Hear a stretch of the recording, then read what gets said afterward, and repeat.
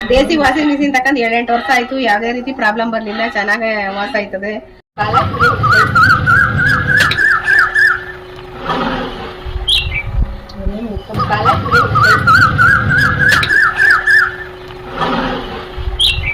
ಚೆನ್ನಾಗಿ ಬಟ್ಟೆಗಳೆಲ್ಲ ಕೊಳೆಯೆಲ್ಲ ಹೋಯ್ತದೆ. ಕಾರನ್ ಪಟ್ಟಿ, ತೋಳ್ಪಟ್ಟಿ ಏನು ಉಜ್ಜುವಂಗಿಲ್ಲ. ಮತ್ತೆ ಸೊಳ್ಳ ಪರ್ದ, ರಗ್ಗಳು, ಬೆಡ್ಶೀಟ್ಗಳು ಎಲ್ಲಾನು ಹಾಕ್ಬೋದು. ಇಷ್ಟು ಕೊಳೆ ಆಗಿದ್ರು ನಾವೇನು ಉಜ್ಜುವಂಗಿಲ್ಲ.